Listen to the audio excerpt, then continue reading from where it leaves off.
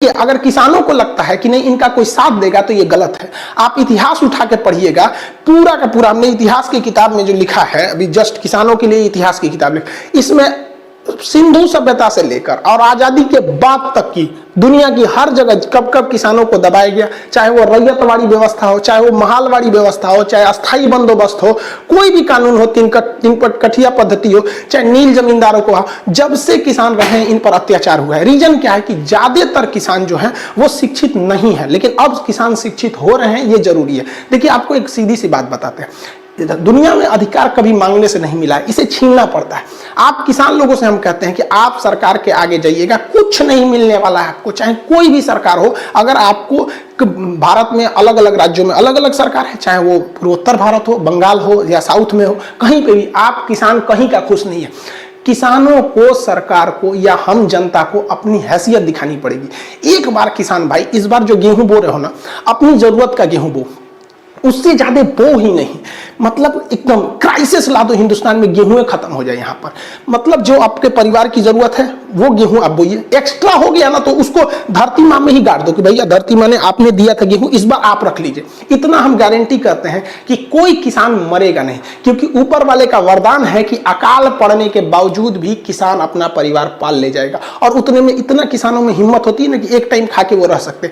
एक साल बस ऐसा कर दो कि आप अपनी फसल केवल अपनी जरूरत का उगाओ, उससे ज्यादा होता है तो आप बेचो ही नहीं और रख लो एकदम, या अगर ज्यादा हो गया है तो उसे रख लो और अपनी मन मर्जी के हिसाब से गेहूं जो सरकार, आप क्या कहते हैं कि सरकार से हमारी गेहूं को 21 रुपया खरीद लीजिए, सरकार नहीं खरीदती है वहां पर, तो आप उससे कहिए कि अब हम गेहूं नहीं देंगे, तो 40 रुपया जब गेहूं बिकेगा ना, उत्पादन ही नहीं होगा, हर चीज खत्म हो जाएगा। ये कपास किसान बेचारे महाराष्ट्र में दया आती है, किसानों में सुसाइड करते हैं कपास के किसान सब। इन कपास के किसानों के बदौलत गुजरात, राजस्थान, गुजरात, महाराष्ट्र, मध्य प्रदेश और कर्नाटक का जो सीमांत एरिया है महाराष्ट्र से सटा, उनके कपास के उत्पादन से आज हम लोग 600 रुपए में अच्छे कपड़े मिल जाते हैं आपको, 400 रुपए में शर्ट मिल जाता है, 500-600 रुपए में स्वेटर आराम से आप पहन सकते हैं इन किसानों के दम पर। लेकिन इन किसानों के बदन पे अच्छे कपड़े नहीं मिलेंगे, क्योंकि इनको लोगों ने दबा के रखा है।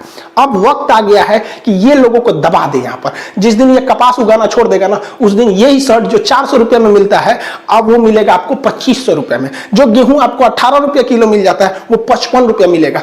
तब महलों में लोगों वालों की खिड़कियों पे तब कटकटाहट होगी कि अब किसान ने अपना रौद्र रूप ले लिया है। वरना ऐसे रहिएगा तो आप दिल्ली की चौखट पे रहिएगा, याद रखिए संसद भवन की दीवारें और ऊंची की जा रही हैं, आपकी आवाज अब वहां नहीं पहुंच पाएगा।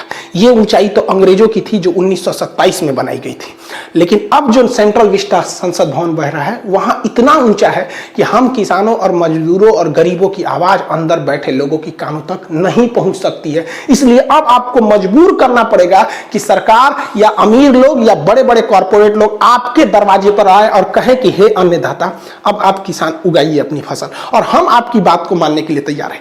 1 साल करके दिखाइए, 1 साल आप मत उत्पादन कीजिए, फिर देखिएगा ये इंटरनेशनल न्यूज नहीं बनता है, तब कहिएगा ये गांधी का देश है, गांधी का ही फॉर्मूला अपनाना पड़ेगा। असहयोग आंदोलन की जरूरत दोबारा है और हम तो आपसे कहेंगे कि असहयोग आंदोलन जो था एक बार उसका दोबारा शुरुआत कर दीजिए, इस बार से शुरुआत कर दीजिए 2020 से 100 साल की वर्षी पर एक बार फिर से असहयोग आंदोलन चलाइए और 2020 से 2022 तक जिस तरह से वो 1920 से 22 तक चला था इसको भी चलाइए और अनाज के क्षेत्र में दिखा दीजिए कि हम किसान अब अपने हक के लिए लड़ चुके हैं। क्योंकि अगर आप ऐसे हाथ पे हाथ रखे रहेंगे तो अंग्रेजों से लेकर गुलामी से लेकर आज 2020 तक किसान बदहाल है, क्योंकि उसका मिसयूज किया जा रहा है।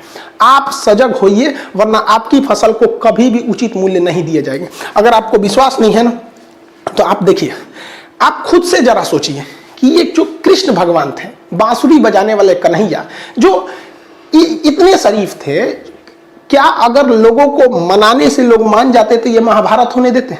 कभी नहीं होने देते, महाभारत कभी होने ही नहीं देते। यहाँ पर भोलेनाथ इतने भोले हैं कि लोग शंकर जी को भोलेनाथ बोला जाता है, लेकिन इन्होंने खुद के बेटे का सर काट दिया।